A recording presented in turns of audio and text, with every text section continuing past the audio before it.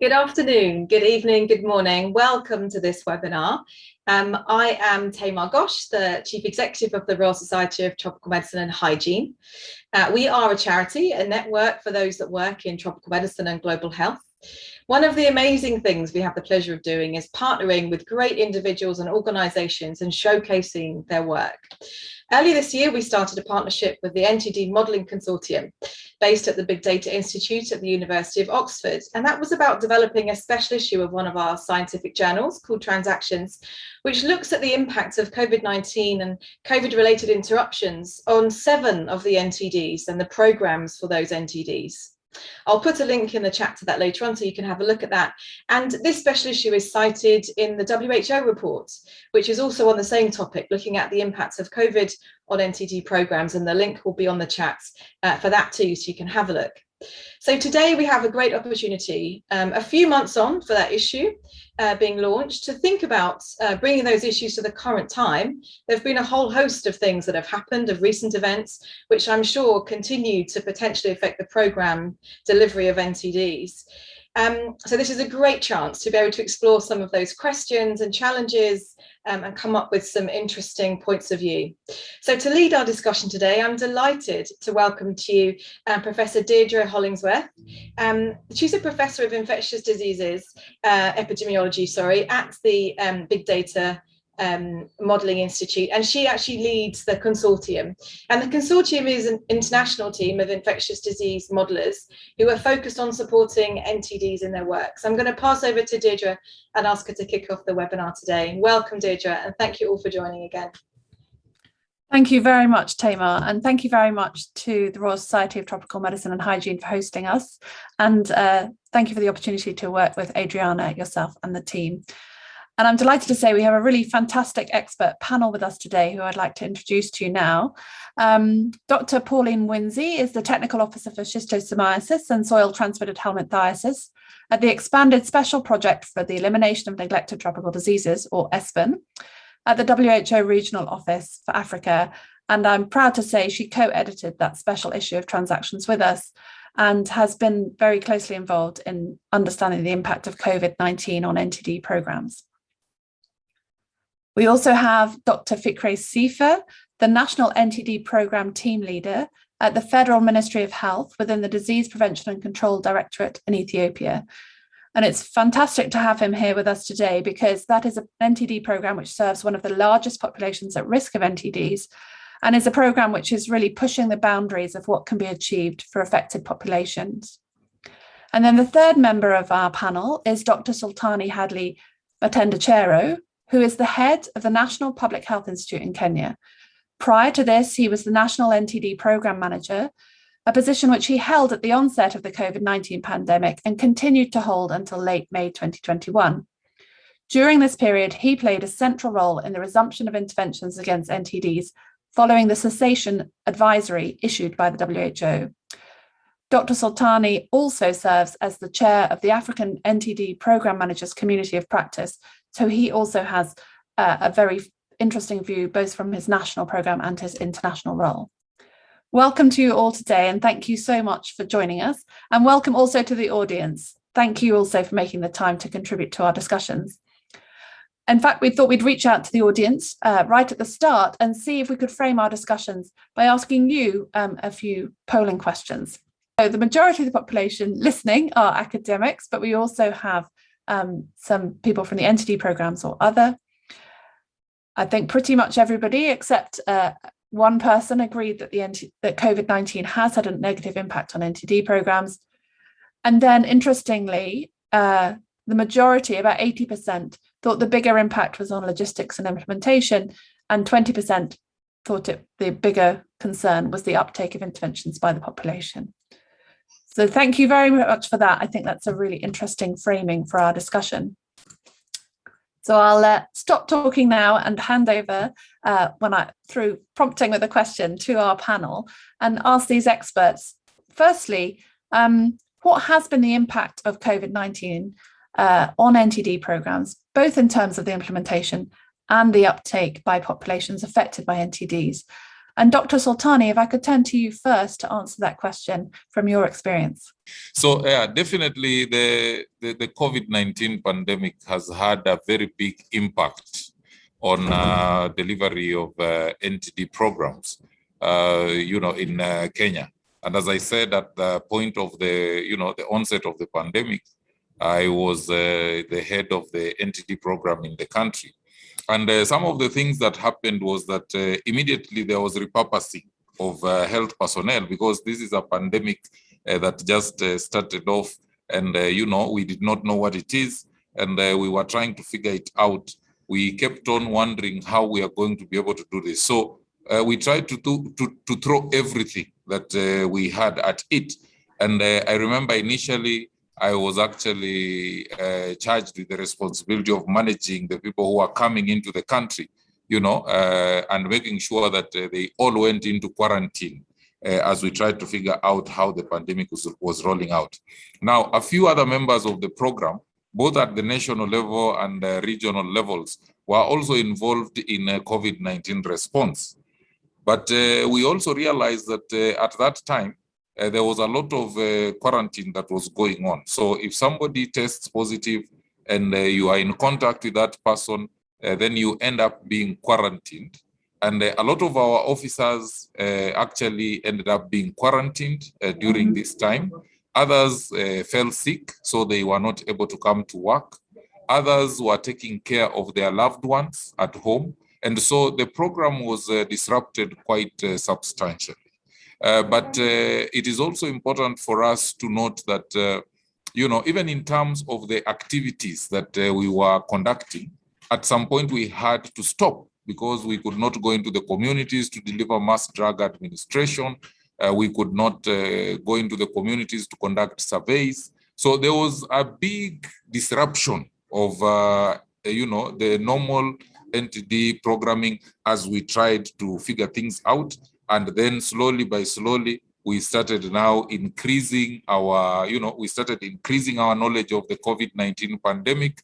And we started trying to now resolve and come back to delivery as normal. So probably as just a way of opening, I would like to say that, yes, indeed, it has impacted quite a bit in both positive and negative ways. But what I can remember is that in the beginning, we actually ground to a halt. But then we have been able to pick ourselves up, and with a lot of experiences and which we are going to share, we've been able to resume delivery of interventions to the people who need them. I will pause at that point and get it back to you, Didier. Thank you very much. That's really interesting. It's fantastic to hear that you feel things have come back so strongly, and we all acknowledge the challenges and the hard work of your staff. And maybe if I could turn to you, Dr. Fikre, for an impression of how it's been going in Ethiopia. Thanks so much. So my name is Fikra. I'm working in the Federal Ministry of Health Ethiopia. I'm the National NTD Program Coordinator. So as you say in in the previous your speak, Ethiopia is one of the high burden entities. Almost we are managing about 10 entities. Basically, the 5 PC entities are we have a huge burden for the 5 PC entities. So if I'm not mistaken, I can say Ethiopia is one of the most affected country with the COVID pandemic. Coming to the specific challenges related to COVID that we had encountered right after the COVID, the first COVID index case was notified in the country. There was a total shutdown and movement restriction between regions to regions, districts to districts, and so on. So this has affected the NTD community, especially we were not able to transport logistics and drugs to the area where mass drug administration and other clinical service is needed. And the other thing is there was a lot of drug which was imported in the country for the planned MD in April and March 2020 around. So we already, after having the WHO guidance to to stop mass drug administration and other community engagements for the survey and so on. We totally stopped the program by passing the direction to all the implementing partners and the region. So we had a huge amount of drugs stored in the central warehouse as well as the regional warehouse. And we were really frustrated about the drug. But later on, we tried to manage it by developing different kinds of standard operative procedures for the resuming impact assessments, different surveys, trainings, and of course, MD as well. We tried to manage as much as we can. Of course, we don't have that much loss in terms of logistics, but there is an interruption of MD schedule. Of course, I have published, if you have time, participants can visit. We have a published paper on the impact of COVID in Ethiopia context. This was published even before WHO has lifted its restriction. So there was a lot of campaigns which were postponed after receiving the WHO guidance. In addition to that, most of the healthcare providers, especially at the lower level, including the community health extension workers, were shifted to COVID emergency response. So really the NTD communities were forgotten at that time. And this was also were devastating for us. And some of the healthcare facilities, especially for intensive case management, these facilities were shifted to COVID center. So this has affected particularly for the visceral leishmaniasis and leprosy case management and so on. So there was no space, adequate space, and even professionals who were working in that hospital were shifted to emergency response. So this all brought a big impact on the NTD program. And professionals who were working in that hospital were shifted to emergency response. So this all brought a big impact on the NTD program. Yeah, this is what I can say for now, and hopefully I will come back later. Thank you very much. I mean, if I could just follow up on the question a bit, do you feel that the program is starting to get back on its feet, or is there some time before it will be able to be back how you would like it to be? Yes, if we take the activities, we are already on the track, but I'm not sure the total COVID impact is already mitigated, because we missed a number of I mean, we missed rounds for a number of districts for MD. So that has that needs really kind of catch-up strategies. Otherwise, right now we are on a good track, but the overall impact is there. Still, we are also facing a challenge in availing personal protective equipment to implement the standard operative procedures which the program was developed. So it has a huge cost implication for the program. Still, yeah, challenge. Thank you very much. That's really very interesting.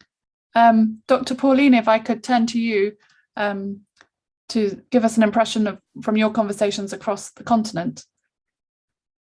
Yeah, sure. Thank you, Deirdre.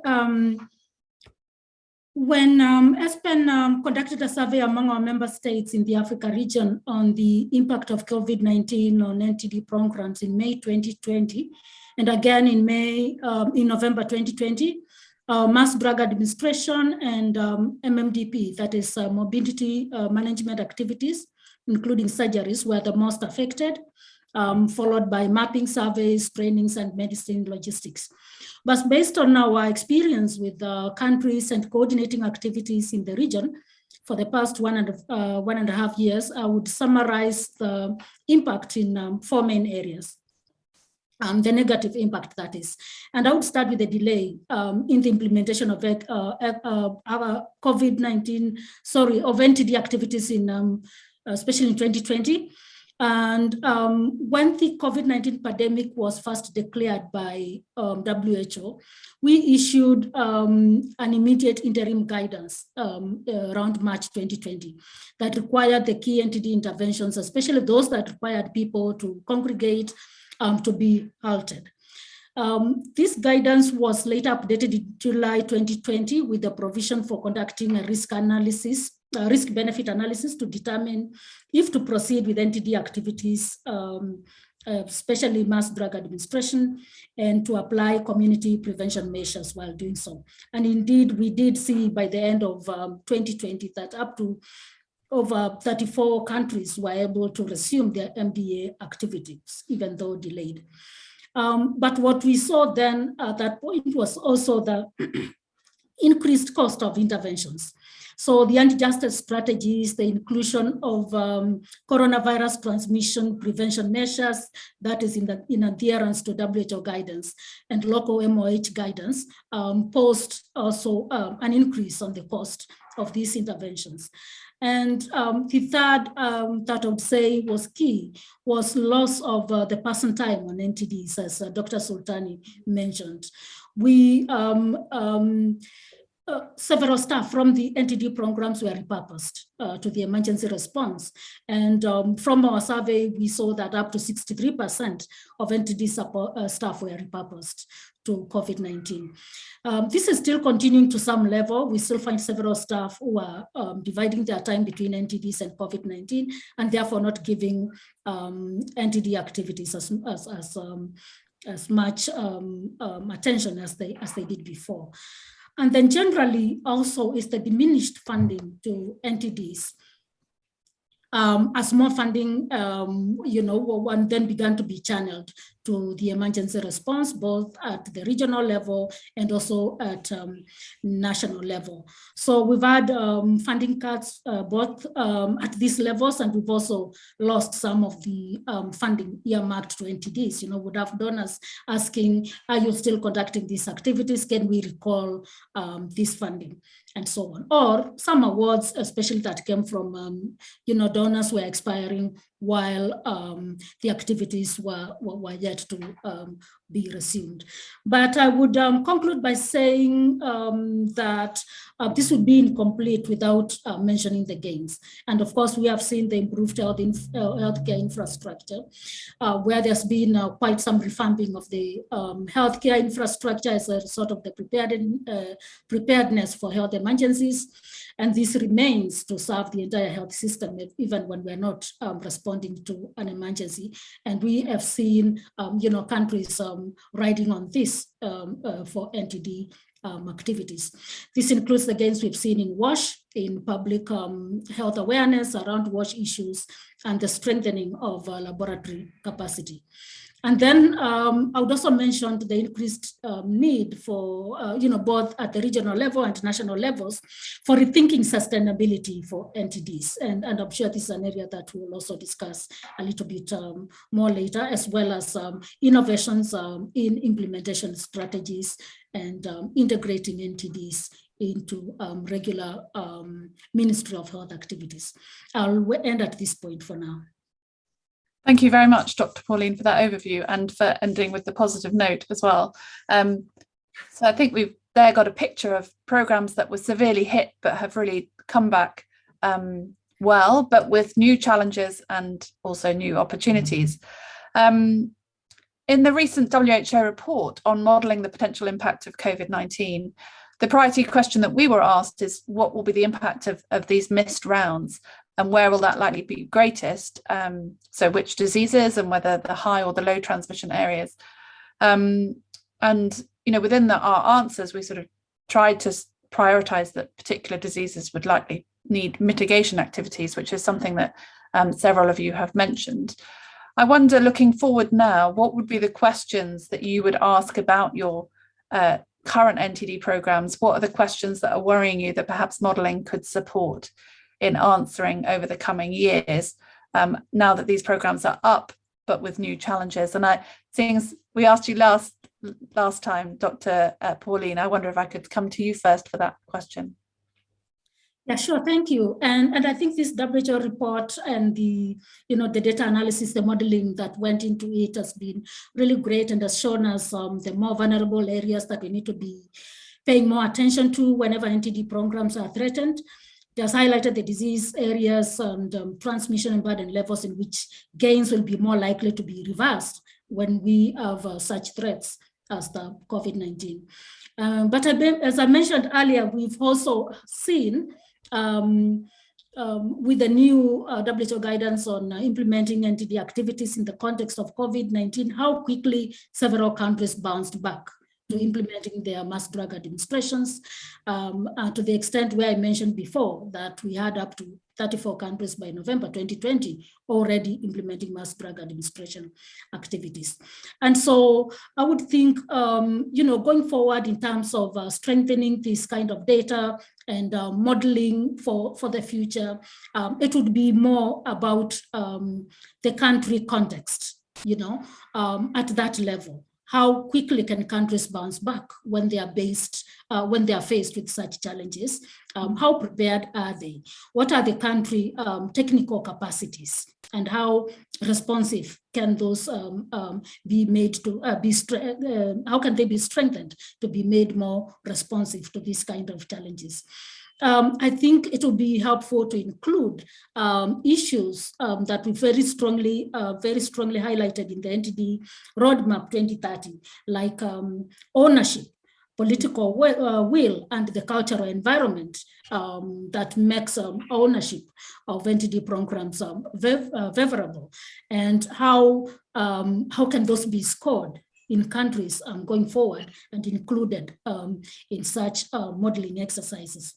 I would say to a lesser extent the GDP, the economic status and purchasing power of a country. And I'm saying to a lesser extent because I think it's more about how much a country, not so much how much a country has in terms of economic power, but what their priorities are.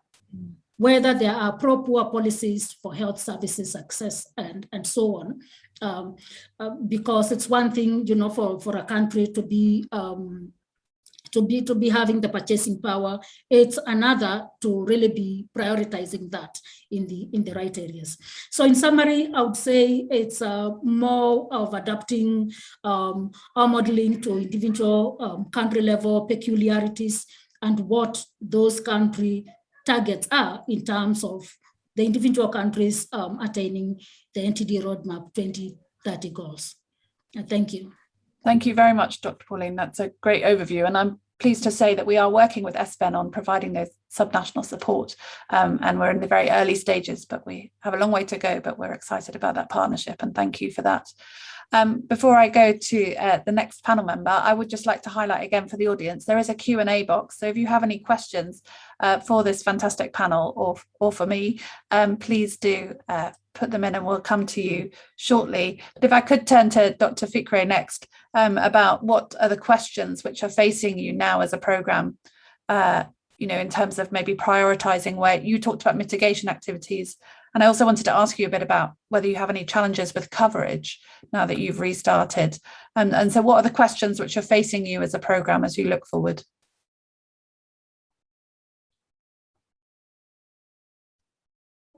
Thank you, Deirdre. Thank you very much. So, yes, the catch-up strategy is one, but the other most important thing is if we are thinking elimination for entities, we have to work on the coverage as well. Especially, we have to have a kind of a specific kind of coverage monitoring tool or strategies, especially for the vulnerable groups. For example, children are highly affected for trachoma, and they are children from 1 to 9 years are most vulnerable for trachoma. But we are measuring the MD coverage for the whole population. Rather than doing that, we have to focus on the most vulnerable groups. We have to have a separate and specific coverage validation strategies. The other thing is, as I said, MD MD round interruption is the most important thing. It's not only for, it's not only due to the current COVID, but especially in my country, there is an ongoing insecurity in some of the regions and the districts. So there are a few districts which passed two or more than 2 rounds of MD and survey as well, impact survey as well.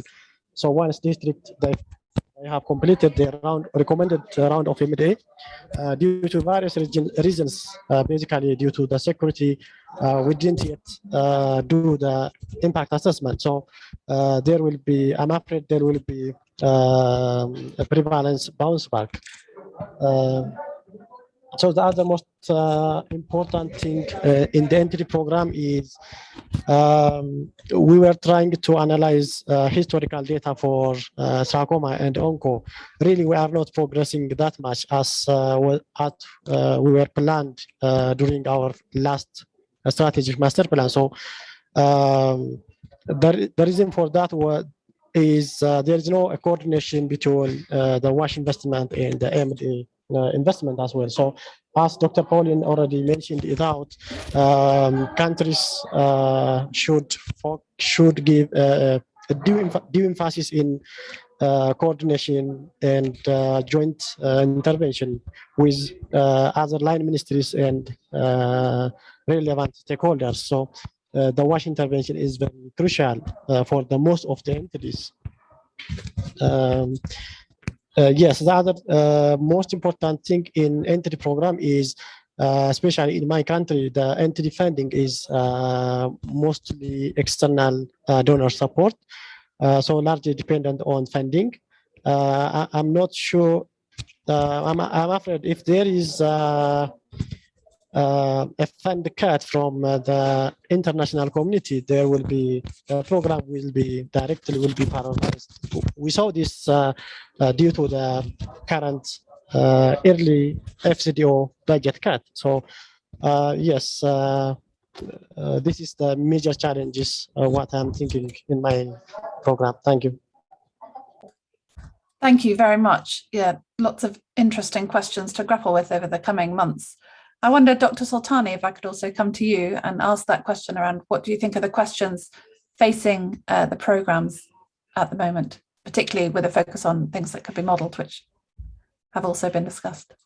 Yeah, so thank you very much. I think this is a very interesting,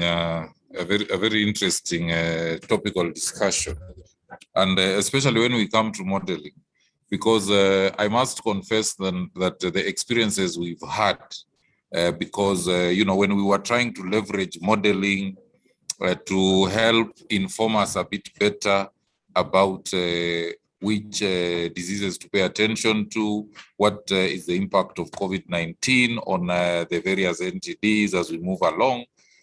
We have discovered a lot of, use that we can leverage when it comes to modeling. So, for example, now we are looking at even things like we want to broaden it up so that we look at things like mapping, or baseline assessment to be able to determine where we need to go into in terms of implementing interventions. Because currently what we are doing is that we conduct epidemiological surveys, yeah? And you find that these epidemiological surveys are very expensive, and sometimes even when we go out there, we go to areas which probably do not even have disease, and the predictability of this is very difficult. We are not able to predict in an accurate way. So modeling is coming up as a solution, so that even moving forward post COVID-19, we will be looking at how we can leverage it to be able to give us better, more accurate baselines, more accurate maps, which can now help us to determine where we need to go when we want to implement interventions like mass drug administration, or even, mobility control and stuff like that. Now, the other thing that I'm also looking at, which, in Kenya, we have this very interesting and exciting strategy, which we are calling the breaking transmission strategy, where we are now shooting for elimination of diseases like schistosomiasis and the soil-transmitted helminthiasis, which for a very long time it was thought cannot be eliminated. Now, this strategy, there are two things that we look at.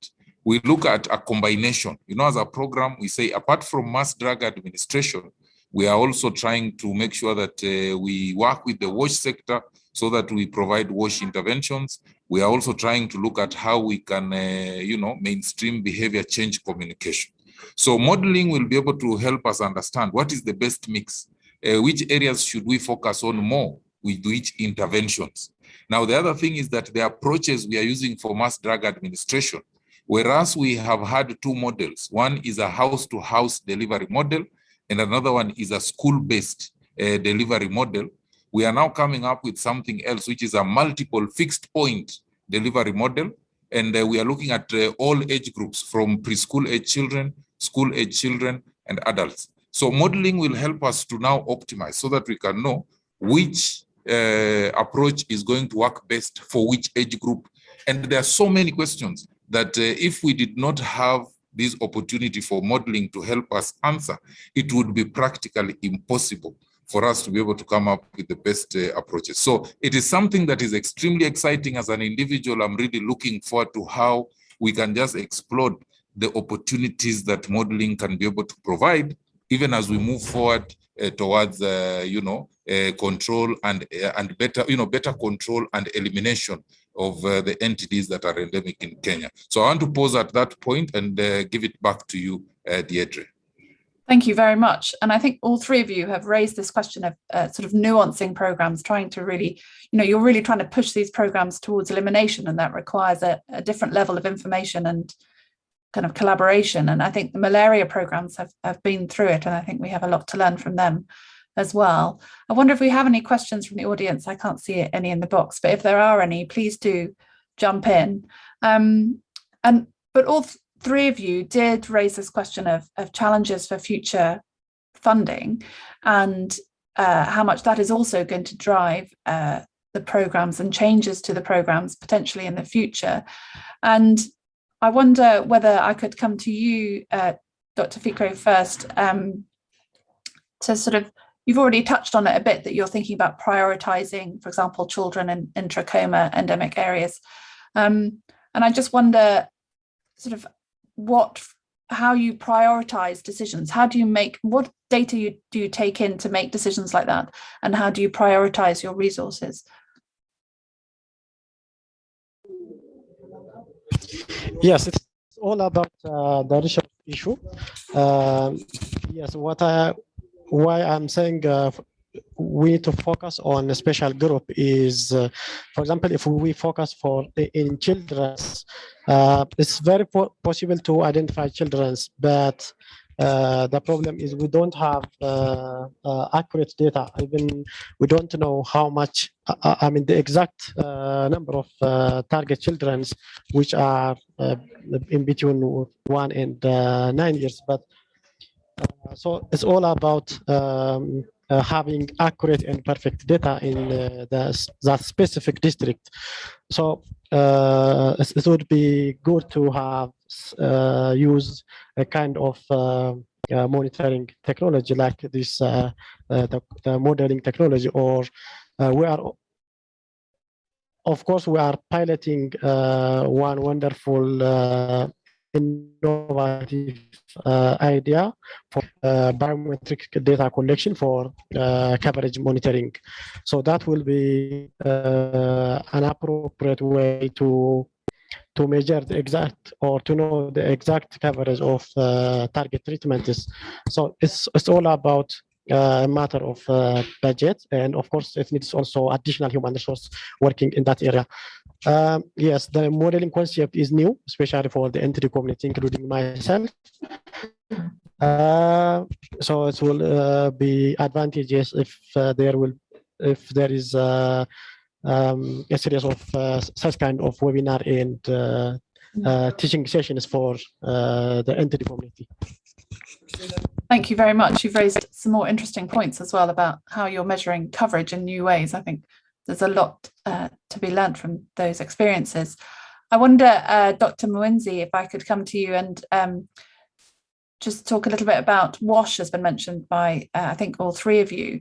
You know, the evidence base around WASH and, for example, STH or Schisto programs is a little bit challenging to interpret because it's very difficult to sort of measure those kind of effects. But there's obviously an inherent understanding that the water is the risk area, or the toilets are the risk area. How do you feel NTD programs are sort of working with WASH programs to move that forward and reach these challenging elimination targets? Yeah, I think it's not been an easy area, you know, WASH, because, you know, it's not really the expertise of NTD programs to conduct these activities. But what we have stressed in the NTD roadmap is to work with line sectors. And at Aspen, we are supporting countries while they're developing their master plans and going forward to ensure that all of these other line sectors are there from the very beginning, that you're with the ministries of water, the engineering departments, whatever those are in the various countries, that they're identified at the very beginning and brought to the table. The documents that we have provided as, you know, companion documents to the NTD roadmap have involved these stakeholders, both at the regional levels and also those that were volunteered by NTD programs from the country levels. So we've had them and their inputs into the companion documents, including the WASH document that WHO has provided. And therefore, there is adequate guidance on how to reach out to them and bring them to the table and find out what are the country specific needs that these stakeholders can bring on board. The other that we can do is then to ensure that the indicators that are provided and that we are able to measure, then we are beginning to include those in the NTD roadmap and as part of the M&E framework, so that there is adequate feedback to these WASH stakeholders in the areas that they're able to strengthen and provide support to disease control and elimination. And this is the contribution that we can make, because we cannot do it all. We cannot do that which we are not the experts in, and other sectors already have this expertise. Thank you very much, Pauline. That was a very helpful answer. I'll now come to you, Dr. Soltani, and actually pull out another theme that you brought out, which is about modelling, sort of improving risk maps. But also, Dr. Fikri and yourself, you know, mentioned that the data is also part of that challenge. How much of an appetite do you think there is to gather data in new ways, or, you know, to gather additional data outside of the regular system to improve that kind of decision making? Or is that a big barrier to nuancing programs maybe in the future? Yeah, so I think the appetite, what we are saying is that it's just something that has started, but the momentum is building. We are not seeing as much appetite at this point, but you can take me up on this. The demand is going to keep on increasing, and very soon we are going to have a very huge demand for, you know, innovative ways of being able to address the issues around data and things like that, you know.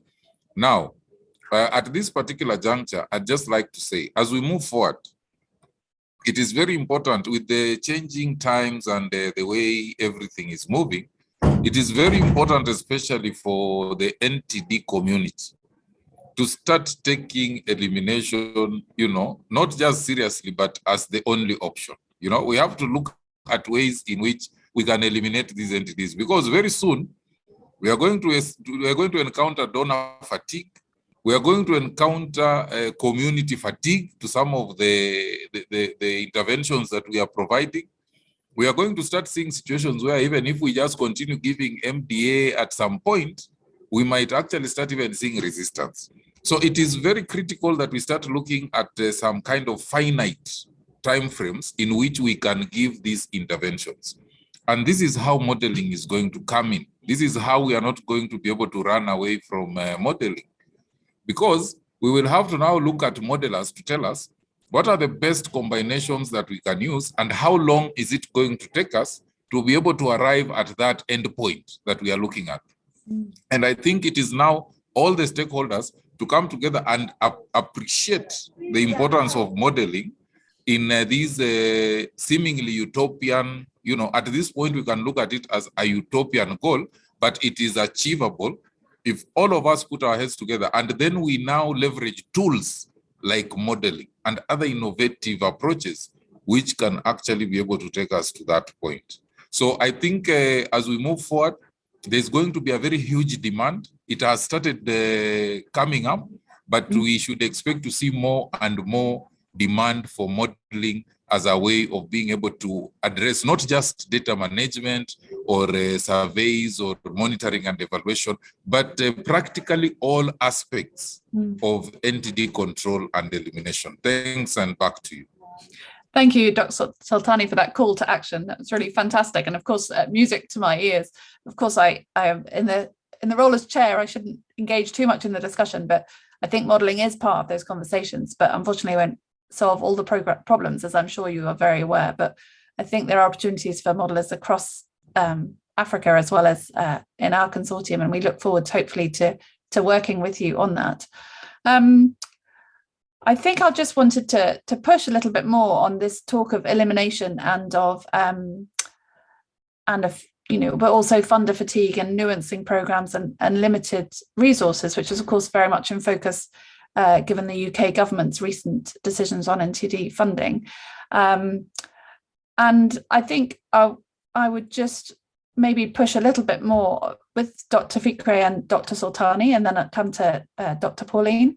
How much are these potential future funding cuts affecting your decision-making and affecting your aspirations for elimination or for, really targeting and focusing programs? So Dr. Fikre, if you would be willing to answer that question first about how potential future funding cuts are affecting your decision-making. Yes, as far as there is COVID pandemic. If the COVID pandemic will persist for some more globe, so for sure there will be a fund restriction from the governments. Yes, so basically that was what was happening in the UK government. So I'm 100% sure if the COVID situation and even other unexpected things will happen soon. So there will be a fund cut from the global community. So the only thing what the countries will have to do is we need to have a way that can accelerate our NTD elimination progress. Thank you. That's a really interesting answer. So, and Dr. Soltani, would you agree that it's actually maybe even pushing you further towards the elimination agenda, even though that is a very challenging way to be going? So I think, Deirdre, let me say this. The funding cuts and the dynamics that we have been able to see over the last few months is an eye-opener to elimination control programs across the world. Instead of putting too much emphasis, of course, we have to see how we can carry on with the implementation of interventions. But then this tells us we cannot keep on emphasizing on externally funded approaches.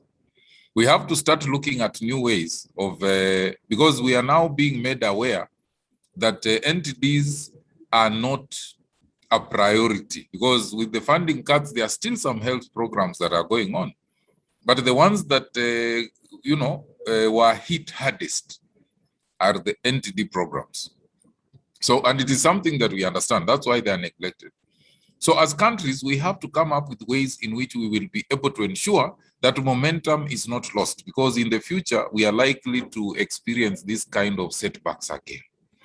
So as a country in Kenya, And luckily now I have since transitioned into a new position of the head of the Kenya CDC, or what we call the National Public Health Institute. We are now looking at NTDs as a key, as a very important priority, within what we want to be able to achieve.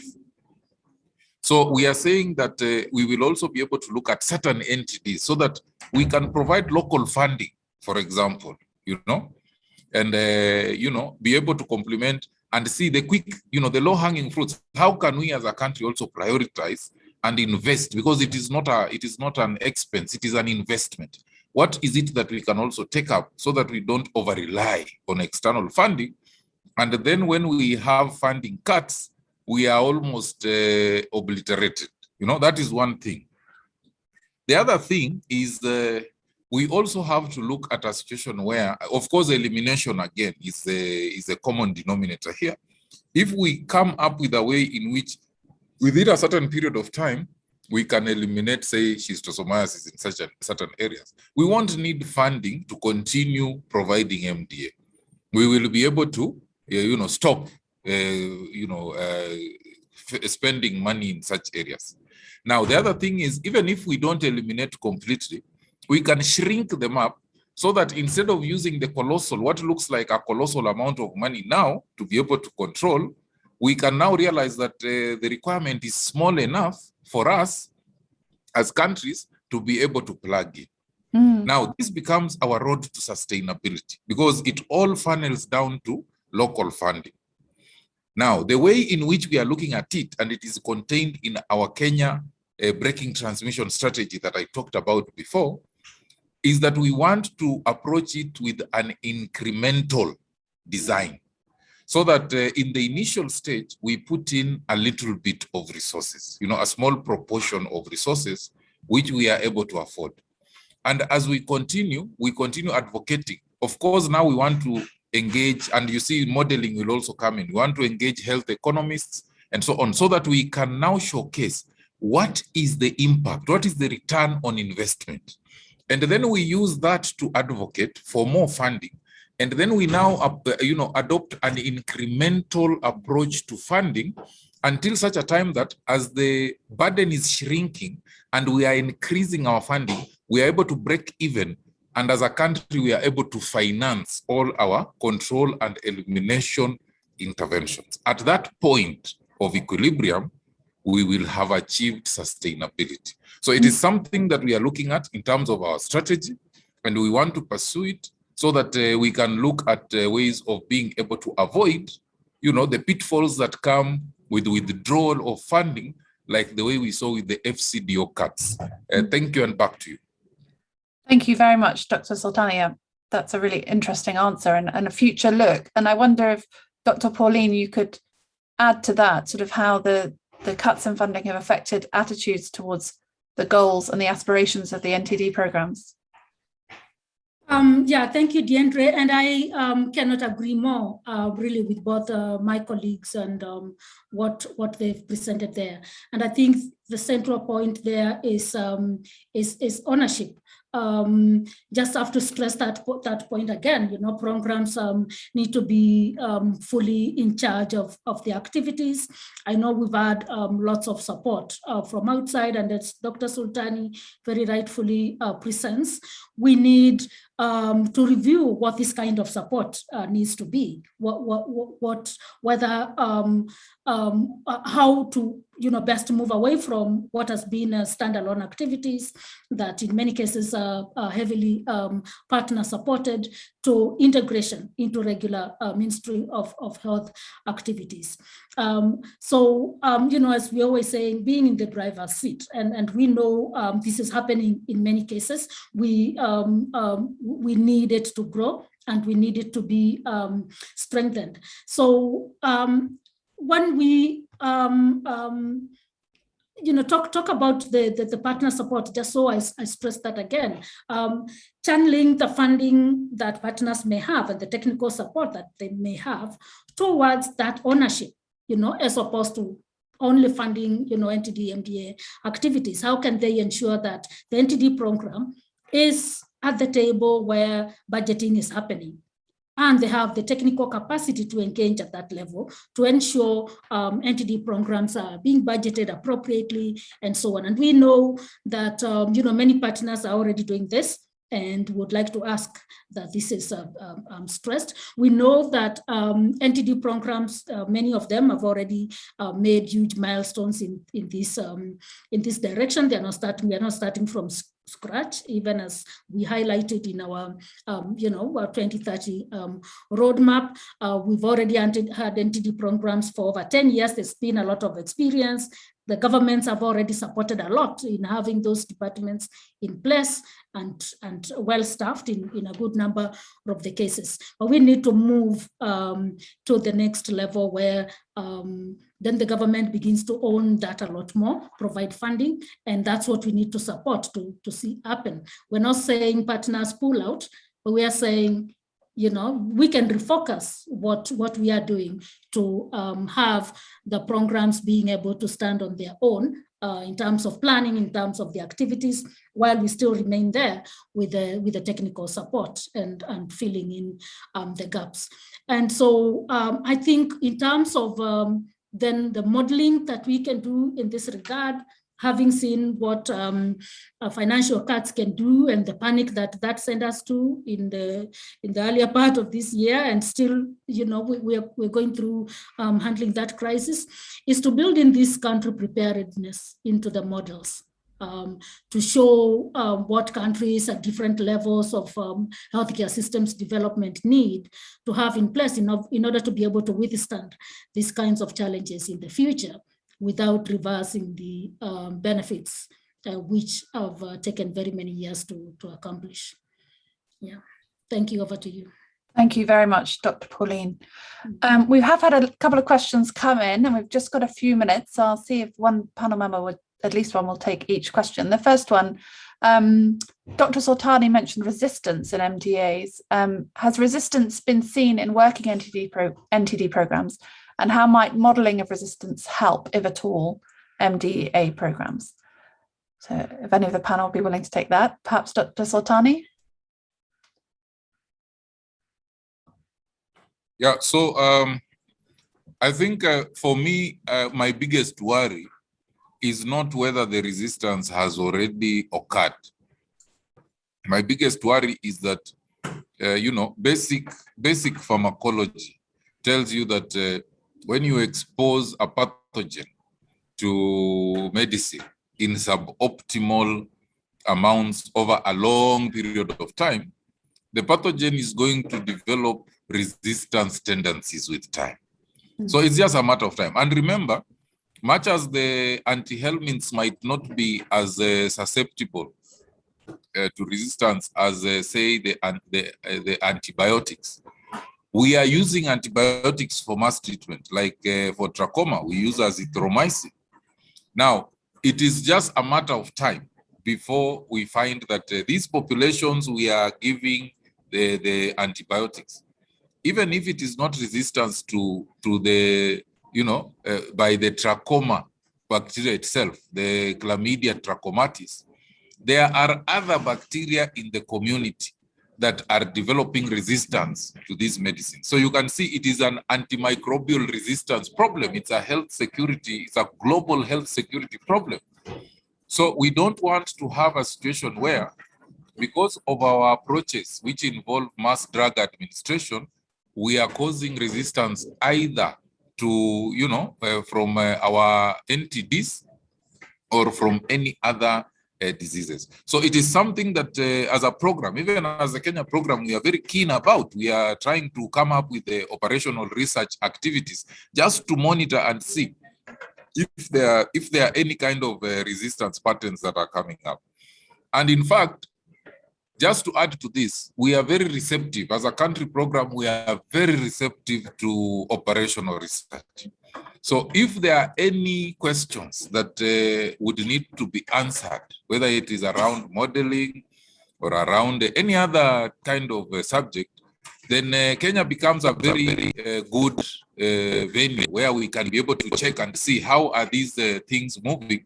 Because for us, we want to even be able to see how can we leverage modeling in this monitoring for resistance, for example. And that is a very good question, because we also have to flag it. We have to flag it and say, as NTD programs, not just national, but global, we need to also start looking at resistance as a very important possibility, even as we roll out our mass treatments. Thank you.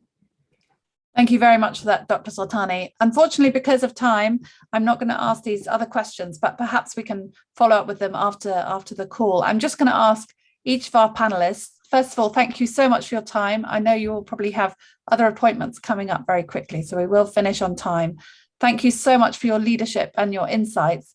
I'm just going to ask you each, just in 30 seconds, if you could just pick one main message that you would like the audience to take away from this discussion. If I could turn to you first, please, Fikre. Thank you. Thanks for having me as well. It's a great pleasure for me to attend this meeting.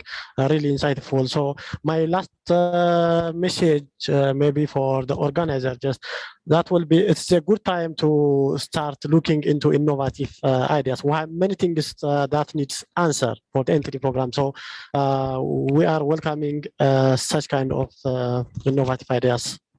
Thank you.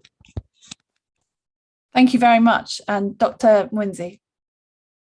Yeah, thank you, Deirdre. I would just reiterate, based on our experience for the past 2 years, our global clarion call to build back better for increased resilience of NTD programs to reduce the risk of communities in the face of such disasters and shocks as the COVID-19 pandemic, because future disasters can and will happen, and we need to always be ready for this.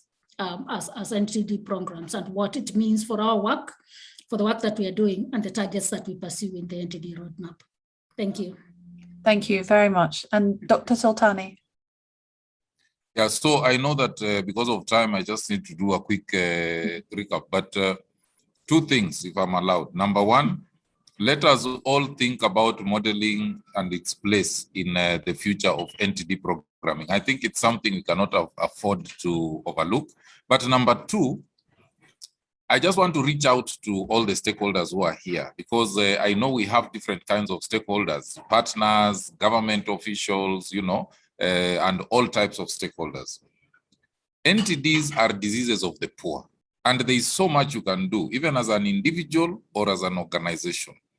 I have worked in NTDs for the last 7 years, and these people depend on us, the ones who are hardest hit by NTDs.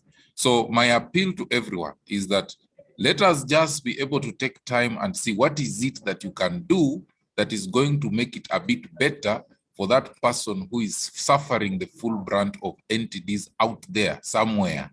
What is it that you can do? Because it will make a very big difference. Thank you. And thank you very much for having me on this important discussion. I can't really add to those 3 fantastic summarizing statements. Thank you so much for your time, our really expert panel. Lots to think about, and thank you for taking the time to talk to us. Thank you to the audience for your time. And thank you very much to the Royal Society of Tropical Medicine and Hygiene, to Adriana, to Tamar, and the whole team for hosting us today. There will be a post-webinar survey sent out, and do get in touch if you have any further questions. But thank you again to our really fantastic panel for your leadership and your insight. It was a really fascinating discussion. Thank you very much.